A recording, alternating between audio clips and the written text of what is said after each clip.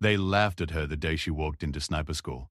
26 men stood in a line, chests out, jaws tight, eyes full of fire. And then there was her, 5'4", thin arms, a quiet face that gave away nothing. The instructor looked at her paperwork, looked at her, and then looked at the paperwork again. He thought someone was playing a joke on him, but nobody was laughing except the men behind her. She did not smile. She did not explain herself. She simply stood there and waited. What none of them knew, not the instructor, not the laughing soldiers, not even the officers who signed her transfer papers, was that this woman had already done things in combat that most of them would never do in their entire careers, and the proof was carved into the stock of her rifle. 47 small lines, each one representing a life she had taken to protect her own people. But that story would come later. First, they had to kick her out, and that decision would become the biggest mistake the military training program had ever made. This is not the kind of story you hear every day. This is not a story about someone who had everything handed to them. This is about a woman who came from nothing, fought through everything, and became something that history almost forgot. Her name was not on any recruitment poster. Her face was not on any magazine cover. She did not give interviews. She did not ask for attention. She simply did her job. And her job was to kill enemies from distances most people cannot even imagine. This is the story of how she earned her place, lost it, and then took it back in a way that no one could ever deny again. She was born in a small village that most maps did not bother to include. The kind of place where the nearest hospital was a 3-hour drive on roads that barely existed. Her father was a farmer. Her mother worked in a small shop that sold rice and cooking oil and sometimes medicine that had expired months ago. There was no money for luxuries. There was barely money for food. She was the third of 5 children, and from the beginning she learned that if she wanted something, she would have to fight for it. Not ask. Not wait. Fight. Her older brothers joined the military because that was what boys in their village did when they turned 18. There were no factories. There were no offices. There were no opportunities unless you were willing to carry a rifle and follow orders. Her eldest brother left home first. He came back once, in a wooden box. The village mourned for a week. Her mother never fully recovered.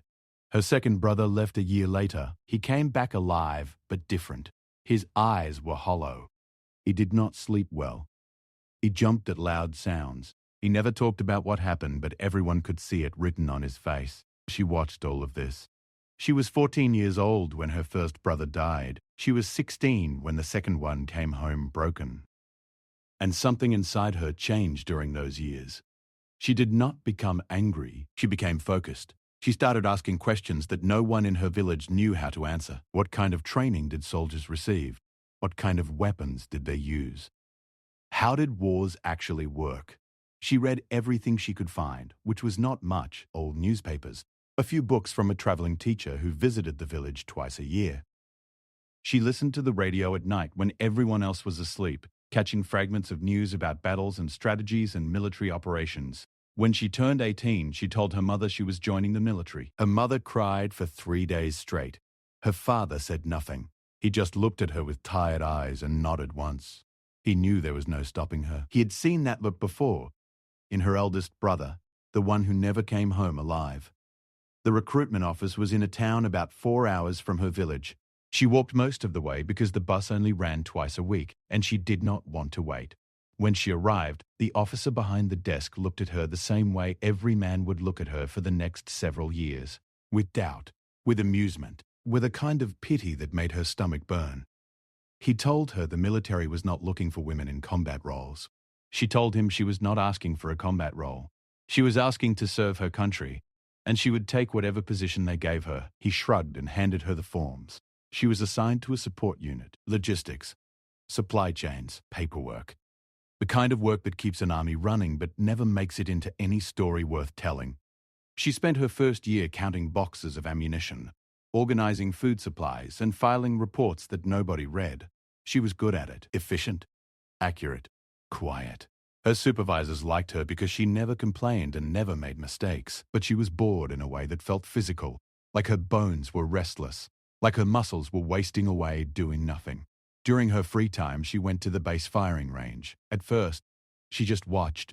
She stood behind the fence and observed the soldiers as they practiced. She studied their posture, the way they held their weapons, the way they breathed before pulling the trigger. She noticed things that the soldiers themselves did not seem to notice. Small things.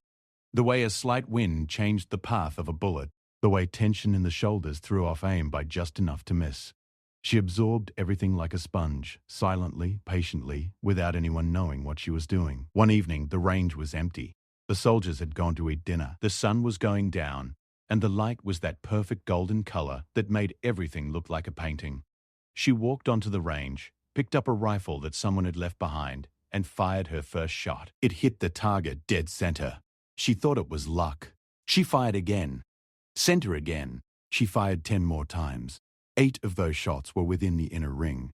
She put the rifle down, cleaned it carefully, placed it back exactly where she found it, and walked away without telling anyone. She came back the next evening, and the next, and every evening after that for 3 months. She taught herself to shoot in a way that no formal training program would have approved of. She did not follow any manual. She did not use any technique she had read about.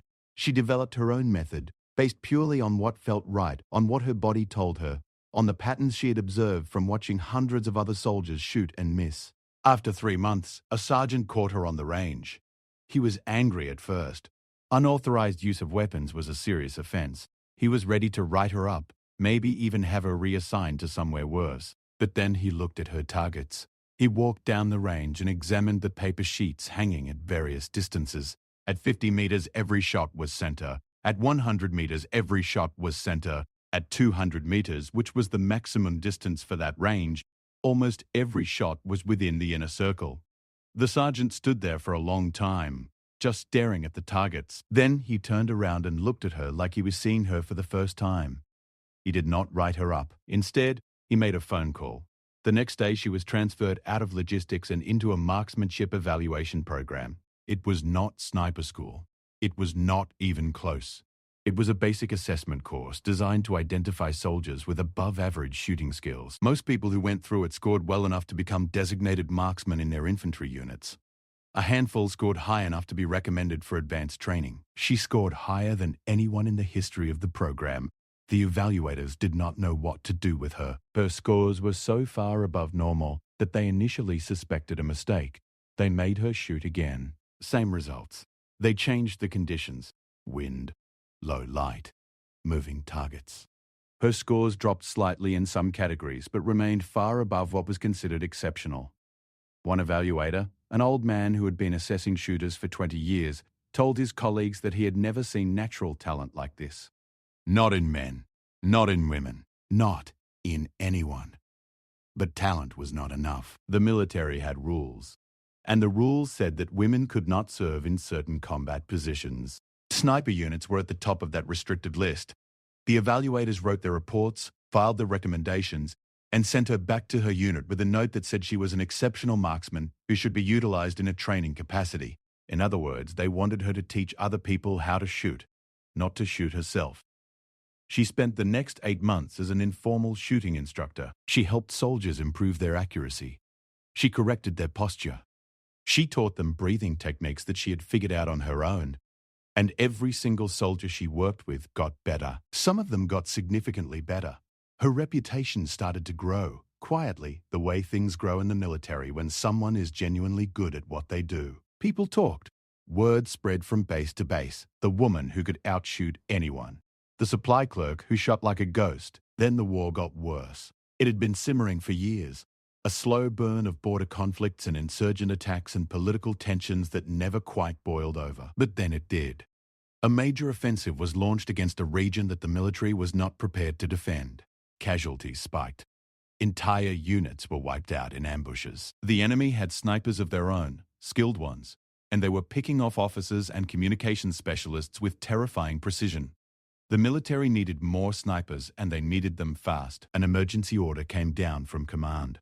All personnel with exceptional marksmanship scores were to be immediately assessed for sniper school candidacy. The usual restrictions were relaxed, not officially, not on paper, but in practice, commanders were told to send anyone who could shoot, regardless of their current role, regardless of their background, regardless of anything except their ability to put a bullet where it needed to go. Her name was on the list.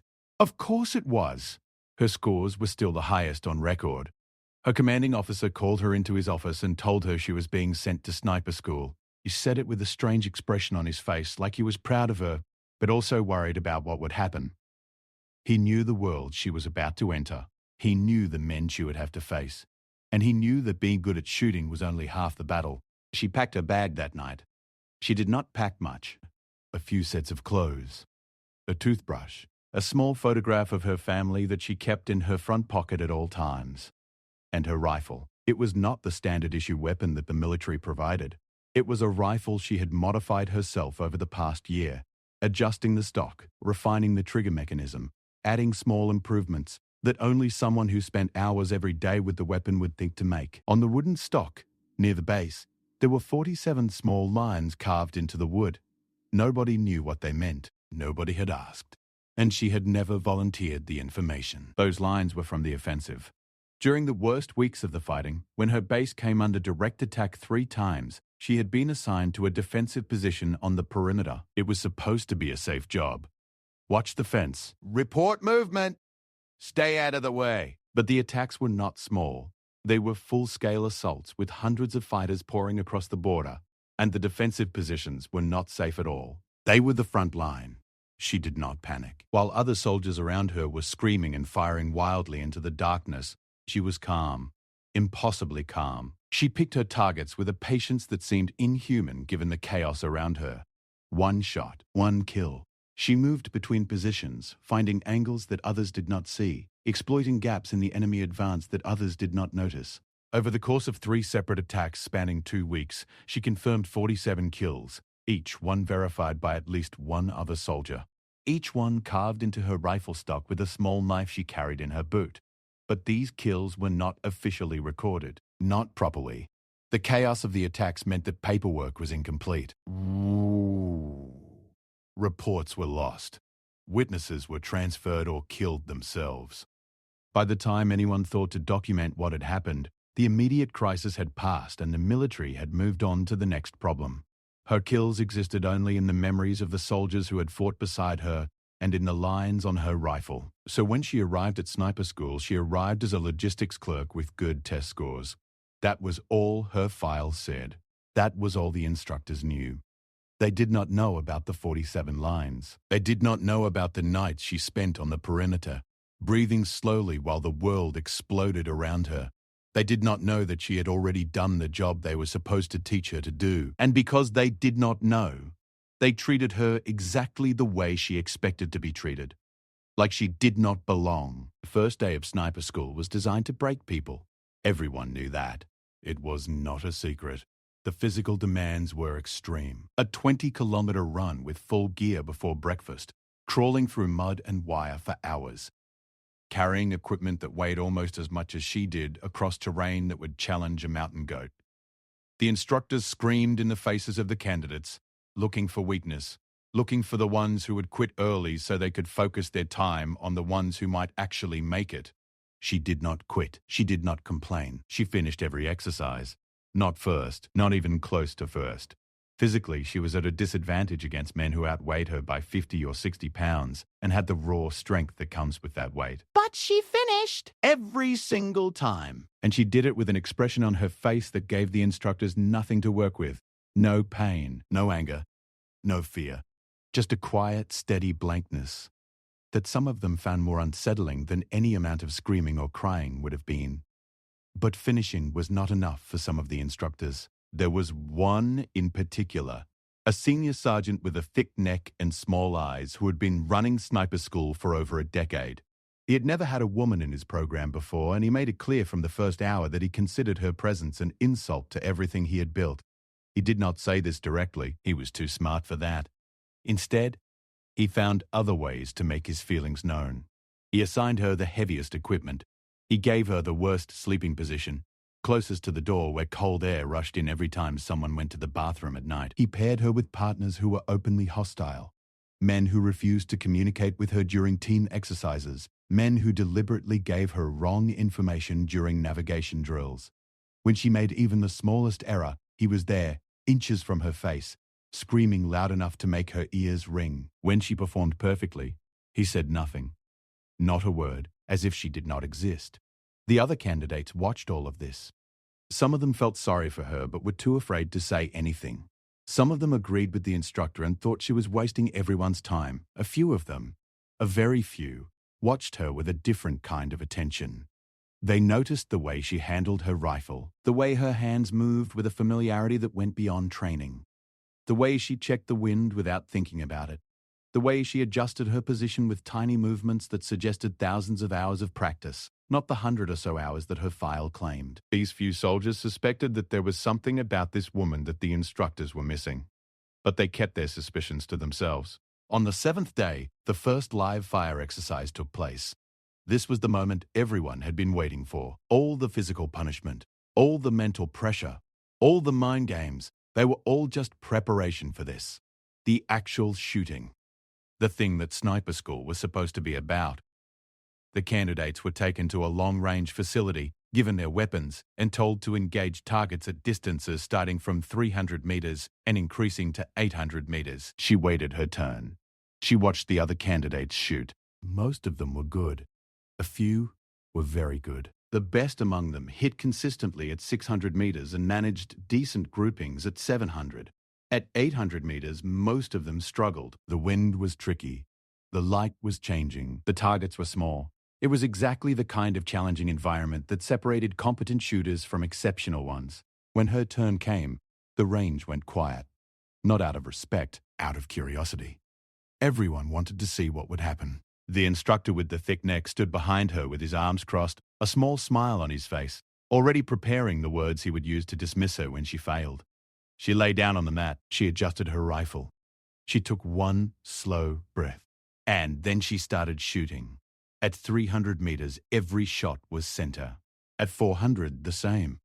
At 500, 600, 700, center, center, center.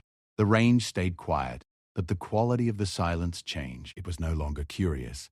It was stunned. At 800 meters, she fired 5 rounds. 4 of them hit the center ring. The 5th was less than an inch outside it. Nobody said anything for a long moment. The scoring officer checked his equipment twice because he thought something must be wrong. The instructor with the thick neck stared at the targets with an expression that was impossible to read. The other candidates looked at each other with wide eyes. Then the instructor uncrossed his arms, walked over to her, and said 4 words that would change everything. We need to talk. What happened in that conversation and what happened in the days that followed would set in motion a chain of events that nobody at that sniper school could have predicted, because the instructor was not impressed. He was threatened, and threatened men with power do dangerous things. She did not know it yet, but she was about to be kicked out, and the reason would have nothing to do with her ability to shoot.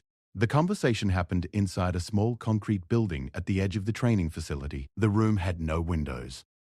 1 metal table, 2 chairs, a single light bulb hanging from a wire that swayed slightly every time the wind hit the building outside. It felt like an interrogation room, because that is exactly what it was. The instructor with the thick neck sat on one side.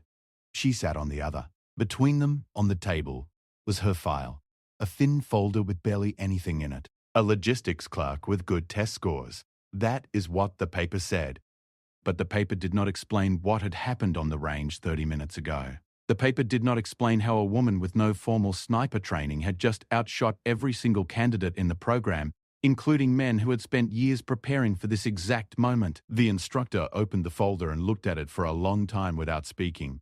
He flipped through the pages slowly, as if he was reading them for the first time, even though he had already memorized every detail. And he closed the folder, placed both hands flat on the table, and looked at her. His eyes were hard, not angry, something worse than angry, calculating. He asked her where she learned to shoot like that. She told him the truth. She taught herself, on the range. After hours, nobody trained her. Nobody guided her. She watched other soldiers and figured it out on her own. He stared at her for a moment, then asked her again, as if he had not heard her the first time. She gave the same answer. She did not add anything. She did not try to make the story more impressive or more believable.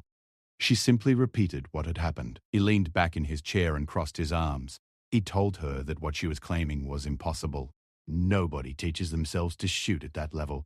Not without years of dedicated instruction. Not without access to advanced training programs and specialized equipment. He told her that either she was lying about her background, which meant she had falsified her military records, or someone had trained her unofficially, which meant she had received unauthorized instruction. Either way, there was a problem. Either way, there were rules that had been broken. She said nothing. She understood what was happening. He was not trying to find the truth. He was trying to find a reason to remove her from the program that had nothing to do with the real reason, which was that she had embarrassed him and every man in that school by doing something they could not do. He needed paperwork. He needed an official justification. And he was going to create one whether she helped him or not. The next 3 days were the worst of her time in the military. Not because of the physical training, which continued to be brutal but manageable. Not because of the other candidates, some of whom had actually started to treat her with grudging respect after what they saw on the range. The worst part was the investigation. The instructor had filed a formal inquiry into her background, claiming that inconsistencies in her records warranted a review. This meant interviews. This meant officers from outside the program coming in to ask questions. This meant her entire military career being examined under a microscope by people who were looking for something wrong. They pulled her out of training sessions for hours at a time to sit in that same windowless room and answer the same questions over and over. Where did she learn to shoot? Who trained her? Had she ever used a weapon outside of authorized exercises? Had she ever fired a weapon during the border attacks? That last question was the most dangerous one, and she knew it. If she admitted to firing her weapon during the perimeter defense, she would have to explain the 47 kills. And those kills were not documented. There was no official record. Admitting to them without supporting paperwork could be interpreted as fabrication at best and unauthorized lethal action at worst, so she said nothing about the 47 lines on her rifle. She told them she had been assigned to a defensive position during the attacks. She told them she had followed orders. She told them she had done her duty. But she did not tell them about the nights. The nights. The long, dark, terrifying nights when the base perimeter was under assault, and she had lain in the dirt with her rifle and done what needed to be done. She kept that part of her story locked away, and it burned inside her like a coal that would not go out. On the 4th day, the instructor called her back into the room. This time there was another officer present, a colonel. He sat in the corner with his legs crossed and his face blank. The instructor stood behind the table, not sitting. He had a piece of paper in his hand. He told her that the review had found irregularities in her transfer paperwork. He said that her assignment to the marksmanship evaluation program had not followed proper channels. He said that her recommendation for sniper school candidacy was based on emergency protocols that had since been rescinded. He said that in light of these findings, she was being removed from the sniper school program effective immediately. She looked at the paper. She looked at the instructor. She looked at the colonel in the corner who had not moved and had not spoken.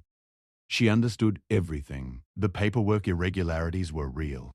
In the chaos of the war, many transfers had been processed improperly. Hers was probably one of hundreds that could be challenged on technical grounds. But those other transfers were not being challenged, only hers, because only hers was inconvenient. She asked if she could keep her personal weapon.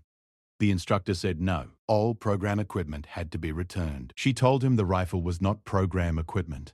It was her personal weapon, modified with her own hands, registered in her name. He hesitated. The colonel in the corner shifted slightly. The instructor looked at the colonel. The colonel gave a tiny nod. The instructor told her she could keep the rifle. She picked up her bag, slung her rifle over her shoulder, and walked out of sniper school on the 9th day. She did not look back. She did not say goodbye to the other candidates. She did not make a scene. She simply walked out through the main gate, past the guard station, and onto the dusty road that led back to the regular army. The next few weeks were quiet.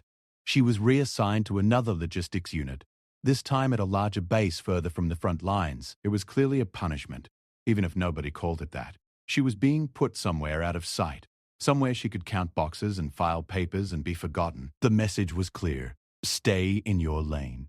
Know your place. Do not cause problems. But the war did not care about lanes or places or problems. The war kept getting worse. The enemy offensive that had started months ago had not slowed down. If anything, it had accelerated. Territory was being lost.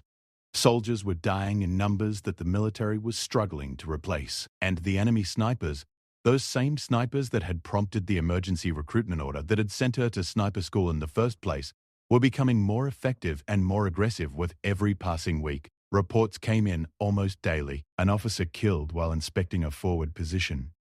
A communications specialist shot through the head while adjusting an antenna. A medic killed while treating a wounded soldier in what was supposed to be a safe area.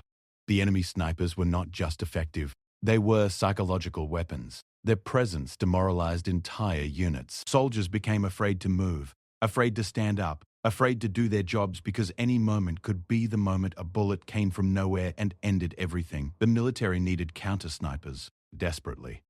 But the sniper school program was small, and its graduates were already deployed and stretched thin. There were not enough of them.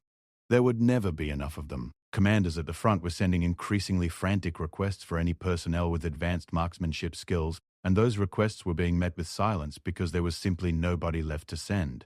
She heard about all of this through the channels that every soldier hears things through: rumors in the mess hall, fragments of radio communications overheard during night shifts, conversations between officers who did not realize she was listening.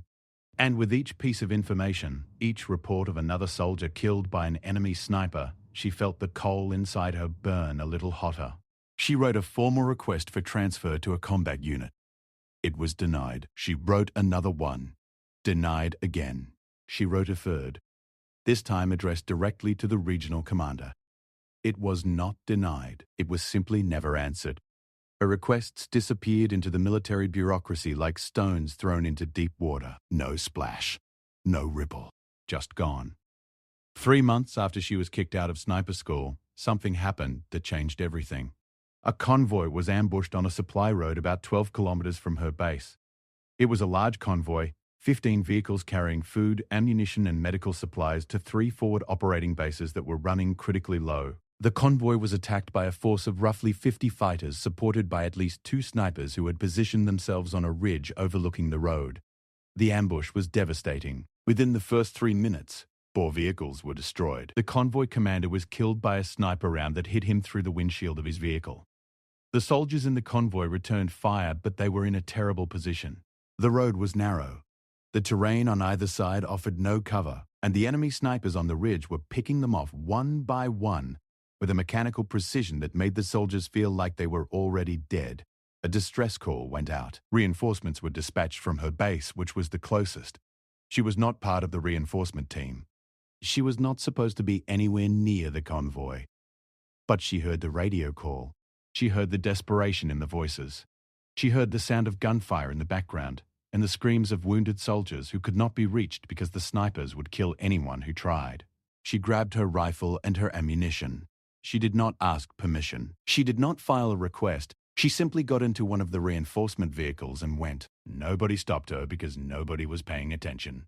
In the chaos of a scrambled response, one extra body in a truck was not noticed. When the reinforcements arrived at the ambush site, the situation was worse than the radio had described. 7 vehicles were now destroyed or disabled. More than 20 soldiers were dead or wounded. The surviving members of the convoy were pinned behind their vehicles, unable to move in any direction, because the 2 snipers on the ridge controlled every line of sight. The reinforcement team took cover and began exchanging fire with the enemy fighters on the ground, but nobody could do anything about the snipers. They were too far away, too well hidden, and too accurate for anything except another sniper to deal with. She did not wait for orders.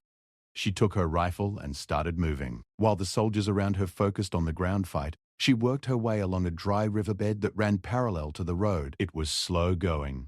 The riverbed was rocky and narrow, and she had to stay low to avoid being seen. It took her almost 40 minutes to move 500 meters, which brought her to a position that was roughly level with the ridge where the enemy snipers were operating. She could not see them. That was the first problem. The ridge was covered with scrub brush and large rocks, and the snipers had chosen their positions well. They were invisible from the road, and they were nearly invisible from her angle as well. But she had one advantage that no amount of camouflage could defeat. She had patience. She lay in the riverbed for over an hour without moving. The sun beat down on her back. Insects crawled on her hands and face. Her muscles cramped from holding the same position. but she did not move. She watched the ridge through her scope with an intensity that narrowed her entire world down to a strip of dusty hillside. She was not looking for the snipers themselves. She was looking for what they could not control. Movement in the brush when there was no wind. A shadow that did not match the angle of the sun. The faint glint of light on glass or metal. The tiny, almost invisible signs that a human body was hidden where it should not be. She found the first sniper after 73 minutes, a slight discoloration in the brush about 600 meters away, roughly 3/4 of the way up the ridge. It was so subtle that most people would have looked directly at it and seen nothing. But she had spent years training her eyes to see what others missed, and she saw him. Or rather, she saw the edge of his rifle barrel, a dark line that was 3 degrees off from the branch it was meant to blend in with. She calculated the distance. She adjusted for wind, which was blowing from left to right at about 8 kilometers per hour. She adjusted for elevation, since the target was above her. She adjusted for the slight curve that gravity would put on the bullet over 600 meters. She did all of this in her head, without charts, without a spotter, without any of the tools that a properly trained sniper team would use. She did it with the instinct she had built over thousands of hours of practice and the experience she had earned during the nights on the perimeter that nobody knew about. She took one breath, let half of it out, and squeezed the trigger. The bullet traveled for less than a second. At the distance, there was a noticeable delay between the shot and the impact, just enough time for her to wonder if she had calculated correctly. Then the discoloration in the brush changed shape. The dark line of the rifle barrel disappeared. A small cloud of dust rose from the hillside, and the first enemy sniper stopped shooting. The second sniper reacted immediately, not by running, by shooting at her. He had heard the shot and identified her general position, and within seconds, a round impacted the rocks less than 2 meters from her head. Fragments of stone cut her cheek. She did not flinch.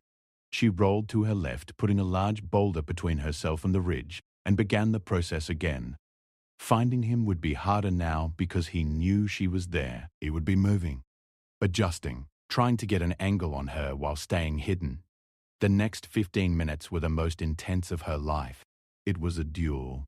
2 snipers, each trying to find the other, each knowing that the first one to be seen would be the first one to die.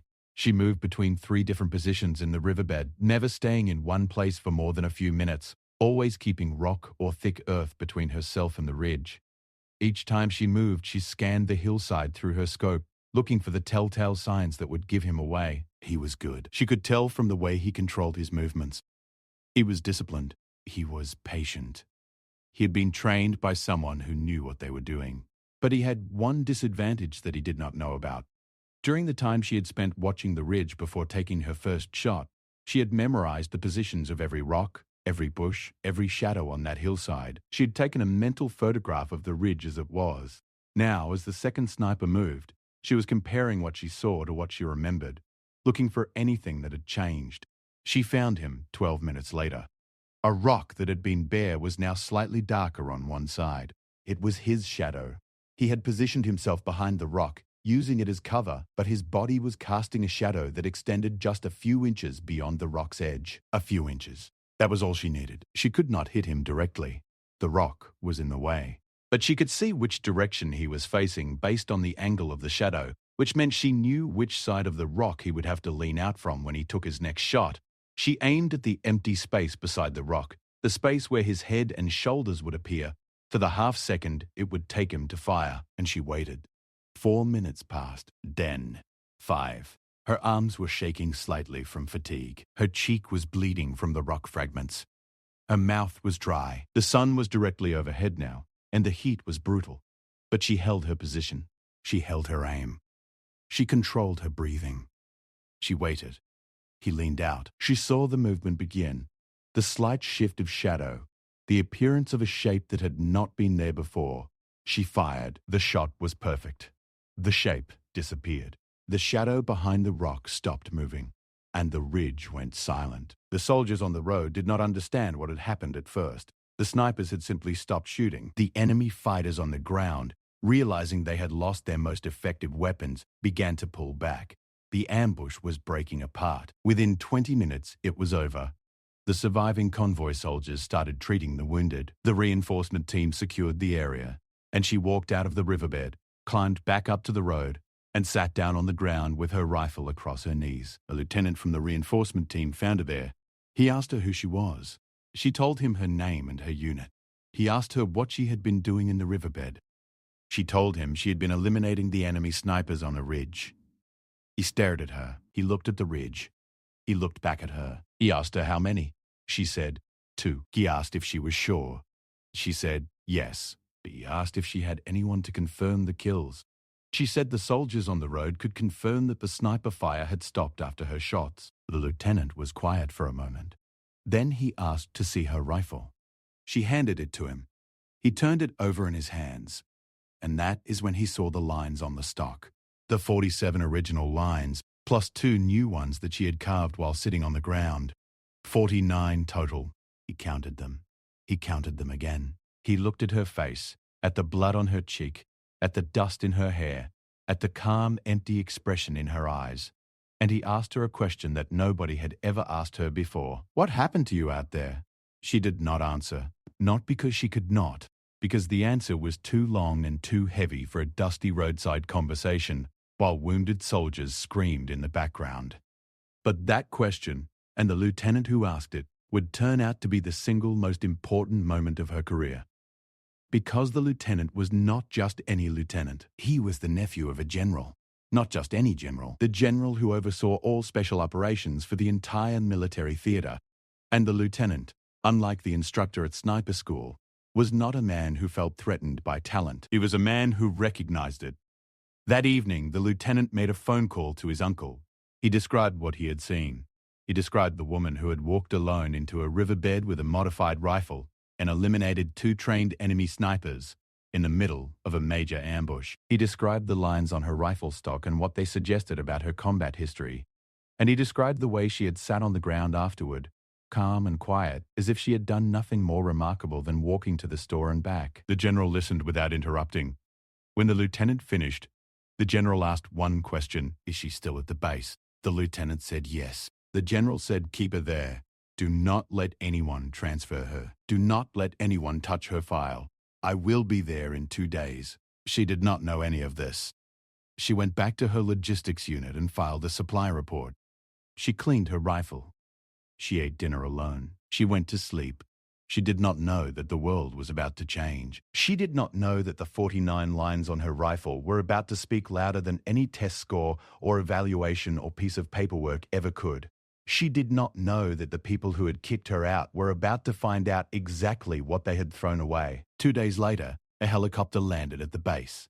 The general stepped out. He was a tall man with silver hair and a face that looked like it had been carved from stone. He had commanded soldiers for 30 years. He had seen wars begin and end.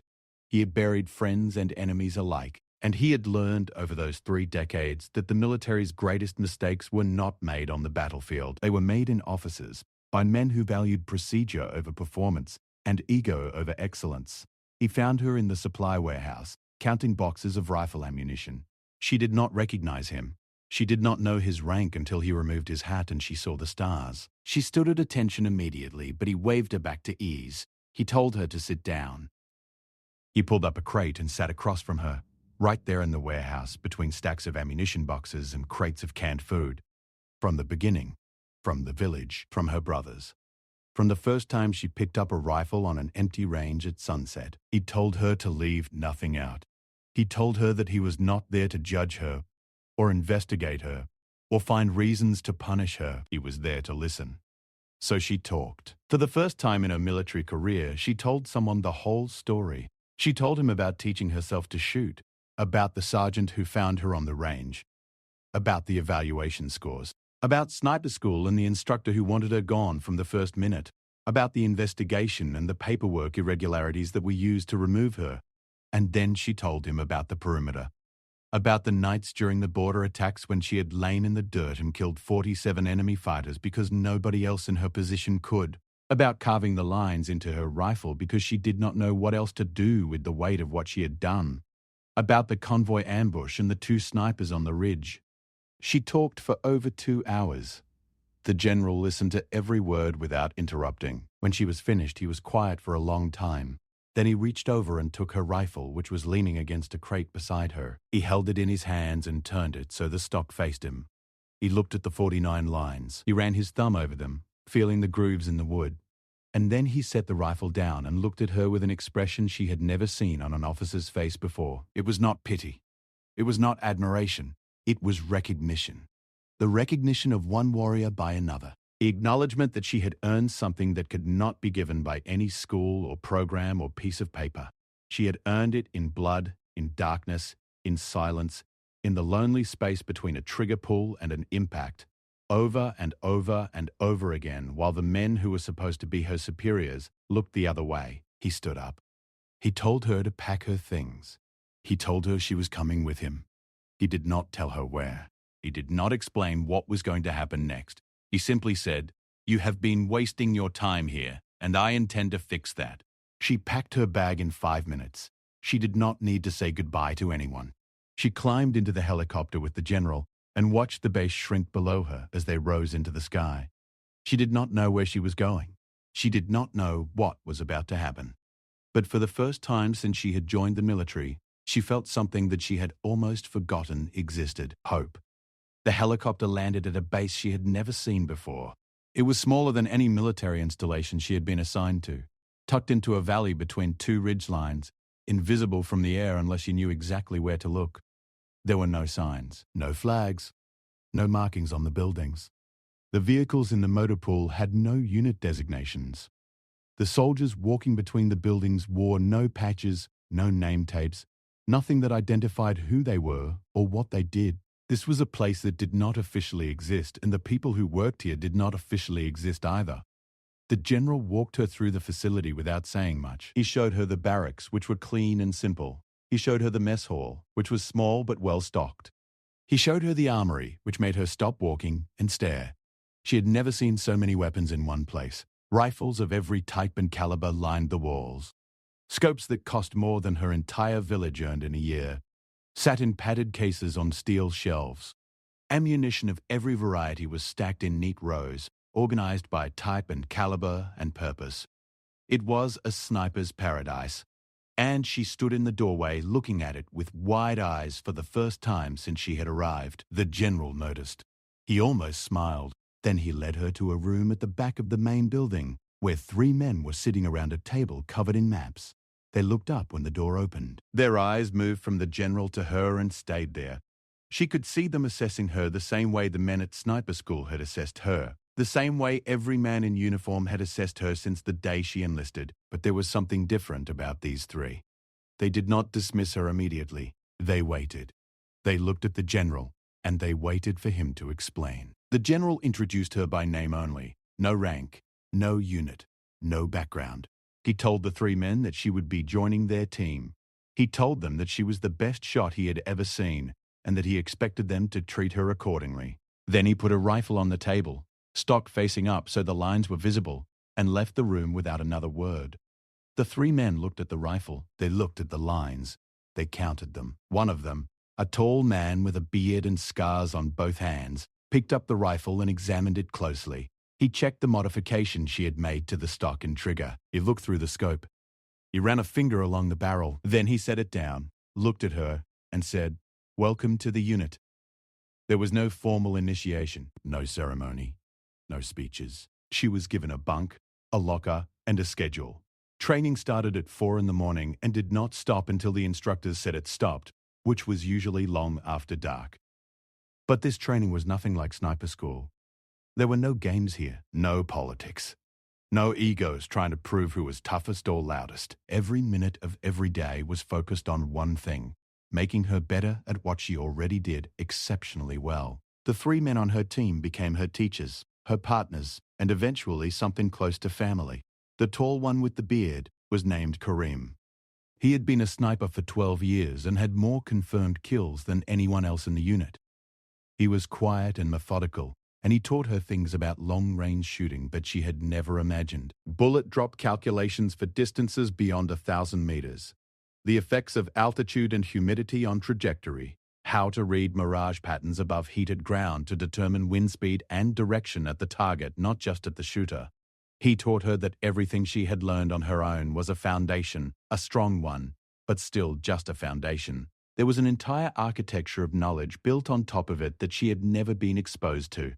The second man was called Deshi. He was shorter, stockier, with a round face that made him look younger than he was. He was the team's spotter, which meant his job was to find targets, calculate distances and environmental conditions, and guide the shooter onto the target. He was extraordinarily good at it. His eyes were like instruments. He could estimate distances within 5 meters, at ranges that would be a blur to most people. He taught her the partnership between shooter and spotter, how two people working together could achieve things that neither could achieve alone. He taught her to trust someone else's eyes and judgment, which was harder for her than any physical or technical skill because she had spent her entire career relying only on herself. The third man was Hassan. He was the oldest of the three, with grey at his temples and a limp from an injury he never talked about. He was the team leader, and his specialty was not shooting. It was planning. He taught her how to think about a mission from beginning to end, how to select a position days or weeks before a shot needed to be taken, how to plan routes of approach and escape, how to anticipate what the enemy would do after the shot, where they would search, how they would react, and how to be gone before any of that happened. He taught her that a sniper's most important weapon was not a rifle. It was a mind. She absorbed everything. She trained harder than she had ever trained in her life, which was saying something for a woman who had spent years pushing herself beyond what anyone thought possible. She ran until her legs felt like they were made of fire. She did physical exercises that built the specific muscles needed for holding a rifle steady for hours without trembling. She practiced shooting in every conceivable condition. Rain so heavy she could barely see the target. Wind so strong it pushed her sideways while she was lying prone. Darkness so complete that the only way to find the target was through a thermal scope that turned the world into a ghostly landscape of heat signatures. She learned to use equipment she had never had access to before. Night vision scopes that turned midnight into noon. Rangefinders that could measure distance to a target 2 kilometers away with accuracy down to the meter.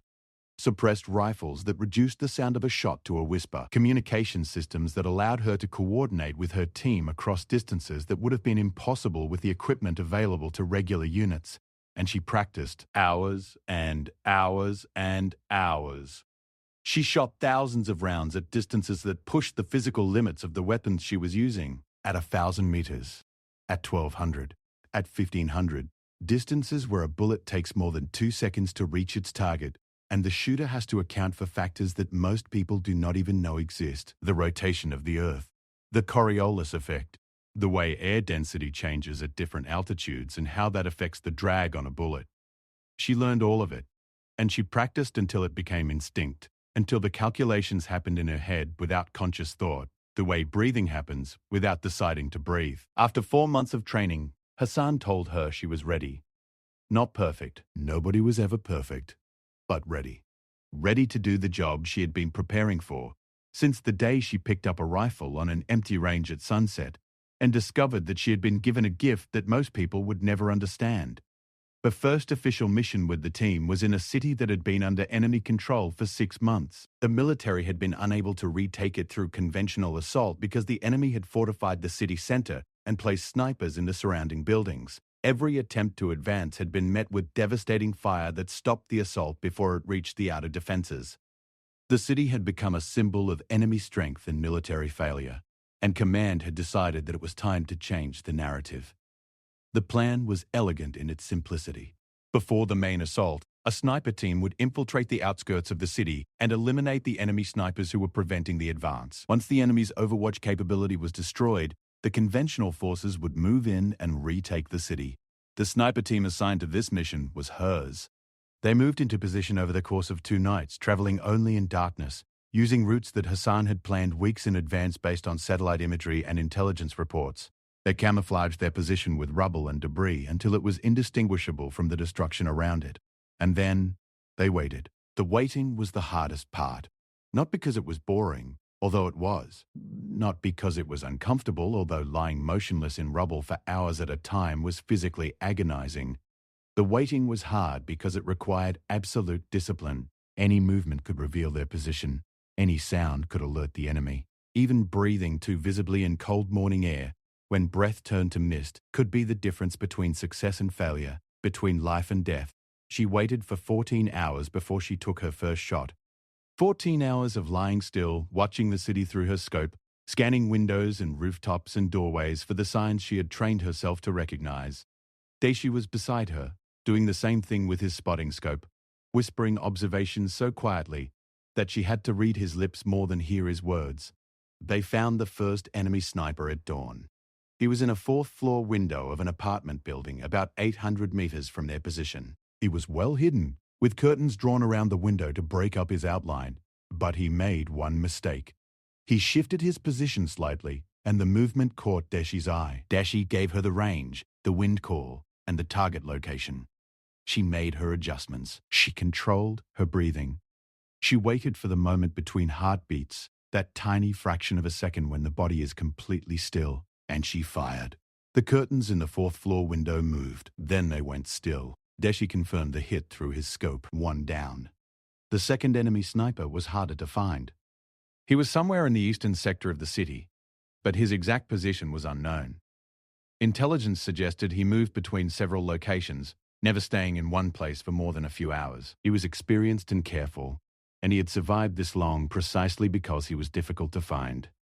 They spent the rest of that day watching the eastern sector. She and Daisy took turns on the scope, 2 hours on, 2 hours off, while Hassan monitored communications and kept watch on their flanks. By late afternoon, they had identified 3 possible positions where the sniper could be operating, but they had not seen him. Not a trace, not a movement, nothing. As the sun began to set, she told Daisy to focus on the buildings to the south. He asked why. She told him she had been watching the patterns of the enemy patrols in that area. They were avoiding one particular street, not obviously, not in a way that most observers would notice, but she had been tracking their movements all day, and she had noticed that every patrol that entered the area took a slightly different route to avoid passing in front of a specific building. They were avoiding the building because they knew their sniper was there, and they did not want to draw attention to his position. Daisy shifted his scope to the building she indicated. It took him 20 minutes to find it. A narrow gap between 2 boards that had been nailed over a second-floor window. Behind the gap, barely visible, was the faint outline of a rifle barrel. He called the range. She made her adjustments. The gap was narrow. The angle was difficult. The light was fading. She had one chance before the darkness would make the shot impossible. She fired. The boards around the gap splintered outward. Daisy watched through his scope for any movement behind the window. Nothing. The rifle barrel that had been visible in the gap was gone. Not pulled back. Gone. The shot had hit its mark with such precision that it had destroyed both the weapon and the person holding it. 2 down. Over the next 36 hours, they eliminated 4 more enemy snipers. Each one was a different challenge, different distance, different conditions, different kind of difficulty. One was on a rooftop at 1,100 meters, the longest shot she had ever taken in a real combat situation. One was in a moving vehicle, a shot that Kareem had to take because the angle from her position was blocked by a wall. One was in an underground bunker with only a tiny ventilation shaft exposed. A shot that she made by banking the bullet off the interior wall of the shaft. A technique so difficult and so risky that Hassan had argued against attempting it until she told him she could do it and then proved him right. When the last enemy sniper was confirmed eliminated, Hassan called it in. The assault began 3 hours later. Without their snipers to protect them, the enemy's defensive positions crumbled. The city was retaken in less than 2 days. Military analysts later estimated that the sniper team's work had prevented hundreds of casualties that would have occurred during a conventional assault against defended positions. The operation was considered one of the most successful special operations missions of the entire war. She was not mentioned in any public report. Her name did not appear in any news article. The operation itself was classified, and the role of the sniper team was known only to a handful of senior officers and intelligence analysts. But within the special operations community, word spread. The woman with the lines on her rifle. The woman who had eliminated 6 enemy snipers in an occupied city. The woman who had been kicked out of sniper school and then did things that the graduates of sniper school could only dream of. Over the next 2 years, she went on 23 more missions with her team. Some were in cities, some were in mountains. Some were in deserts so empty that there was nothing for kilometers except sand and heat and the distant shimmer of mirages on the horizon. Each mission was different, but each one had the same core purpose. Find the enemy. Eliminate the threat. Protect the soldiers who could not protect themselves from an enemy they could not see. Her kill count grew. The lines on her rifle stock multiplied until there was no room left on the original section of wood, and she had to begin carving them on the underside of the stock. By the end of her second year with the team, she had over 130 confirmed kills, each one documented, each one verified. Each one entered into the official record with the precision and thoroughness that the special operations community demanded. And then something happened that she had not expected. The instructor, the one with the thick neck who had kicked her out of sniper school, he was reassigned. His program had produced a series of graduates who performed poorly in the field, and an internal review had raised questions about his training methods and leadership. As part of the review, investigators pulled the records of all candidates who had been removed from his program over the past several years. They found her file. They found the reasons given for her removal. And they found them to be exactly what she had always known they were. A lie constructed to cover the ego of a man who could not accept that someone he considered beneath him was better than anyone he had ever trained. The instructor was not court-martialed. The military did not work that way, but he was removed from his position and reassigned to a desk job at a facility far from anything that mattered.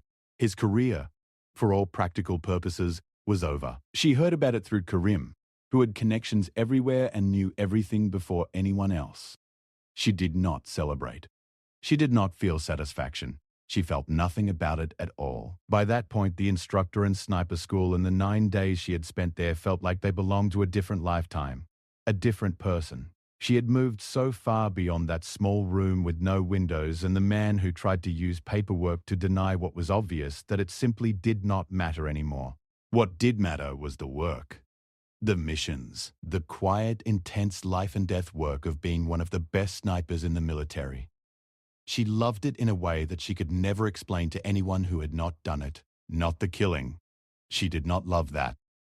Each line on her rifle carried a weight that she would feel for the rest of her life, but she loved the focus, the absolute clarity that came from lying behind a scope with a single task and the knowledge that everything depended on her doing it right. She loved the partnership with her team, the trust that had been built through shared danger and shared purpose. She loved the feeling of protecting soldiers who would never know her name, soldiers who walked through streets and crossed open ground without being shot, because she had already removed the threat before they arrived. In her third year, the war began to wind down. Negotiations started between the two sides. A ceasefire was declared, broken, declared again, and this time it held. Slowly, the fighting stopped. The enemy pulled back from contested territories. The military began drawing down its forces. Units were deactivated. Soldiers were sent home. The Special Operations Facility in the valley, the place that did not officially exist, began to empty as teams were reassigned or disbanded. Her team was one of the last to stand down. Hassan retired from the military entirely, citing his leg injury and the desire to spend time with his children who had grown up while he was away. Deshi transferred to a training program where he would teach the next generation of spotters. Karim stayed in the Special Operations community, moving to a different unit in a different part of the country. They said goodbye on a Tuesday morning. Standing in the empty barracks that had been their home for 3 years, there were no speeches, no ceremony. They shook hands. Karim hugged her, which was the only time he had ever done so. Hassan gave her a small compass that he had carried on every mission for 15 years. And then they went their separate ways. She was offered a choice. She could leave the military with an honorable discharge and full benefits, or she could stay and accept a new assignment. The assignment was at sniper school, not as a student, as an instructor. The program had been restructured after the internal review. The new commander wanted the best people available to rebuild it, and her name was at the top of every list. She thought about it for 3 days. She thought about the windowless room and the man who had sat across from her and told her she did not belong. She thought about the 9 days she had spent there, the humiliation, the investigation, the way they had used paperwork and procedure to remove someone who had done nothing wrong except be better than they expected. She thought about how it would feel to walk back through those gates, not as a rejected candidate, but as the person in charge of training the next class. She accepted the assignment. The first day she walked into sniper school as an instructor, The current class of candidates was assembled in the same courtyard where she had stood years earlier. 28 men and, for the first time in the program's history, 3 women. They stood in a line, waiting, not knowing who their new instructor would be. When she walked out in front of them, carrying her rifle with its stock covered in more than 130 lines, the courtyard went silent. She did not introduce herself with a speech. She did not tell them her story. She did not mention what had happened to her at this very school years ago. She simply stood in front of them, set her rifle on the table where everyone could see it, and said 6 words. "I am here to make you better." And she did. Over the next several years, she transformed the sniper school program from the ground up. She redesigned the curriculum to focus on actual combat skills rather than physical punishment for its own sake. She eliminated the hazing culture that had been embedded in the program for decades. She insisted that every candidate, regardless of gender, background, or appearance, be judged solely on their performance. She brought in techniques and knowledge from her years in special operations and integrated them into the training in ways that had never been done before. Her graduates became the best snipers the military had ever produced. Her pass rates went up. Her failure rates went down. The soldiers who completed her program performed better in the field than any previous class. They were more accurate, more disciplined, more adaptable. And they carried with them something that no previous generation of sniper school graduates had carried: the knowledge that the person who had trained them was not just an instructor who had read the manual. She was someone who had lived every word of it. She never talked about herself. She never told her students about the 47 lines that started everything, about the convoy ambush, about the city operation, about any of it. If they asked, she changed the subject. If they pressed, she told them that what mattered was not her story, but theirs.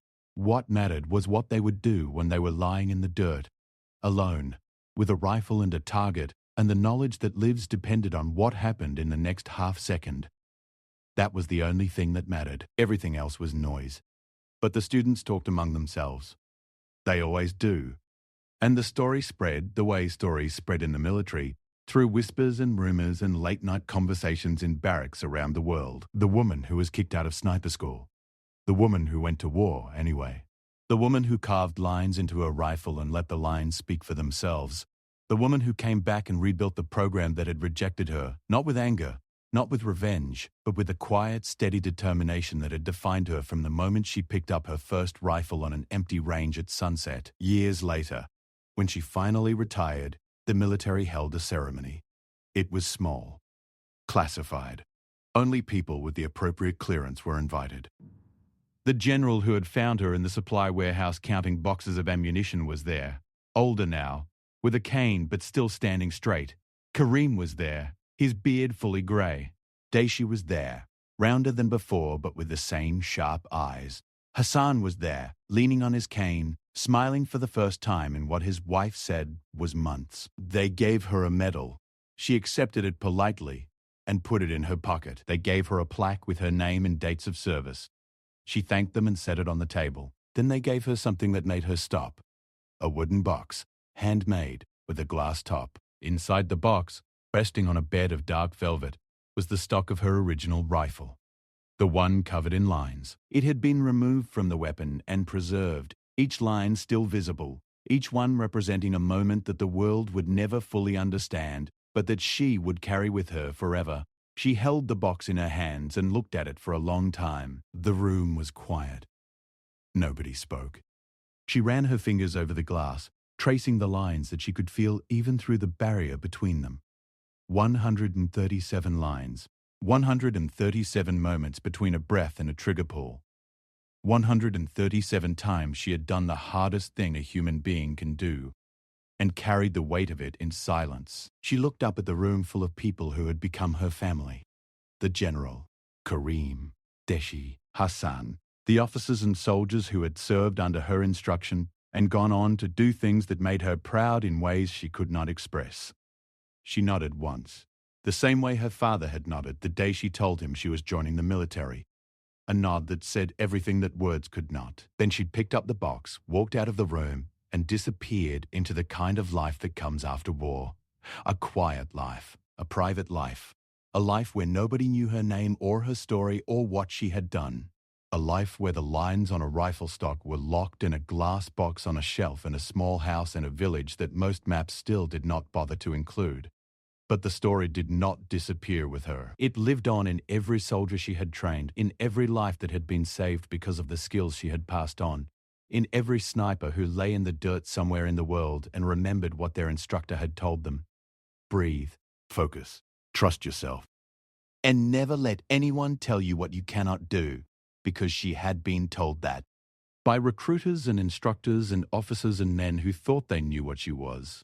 She had been told she did not belong, that she was not strong enough, not qualified enough, not the right kind of person for the job, and she had answered them not with words but with results, with lines on a rifle, with kills that saved lives, with a career that rewrote the rules of what was possible. They kicked her out of sniper school, and she came back and rebuilt it.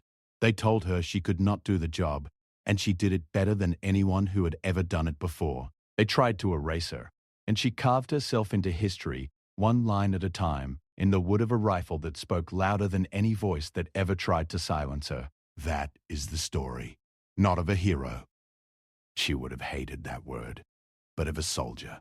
A woman who did what needed to be done, who fought for her place in a world that did not want to give it to her, and who proved beyond any possible doubt that the measure of a person is not found in their file or their paperwork or their appearance.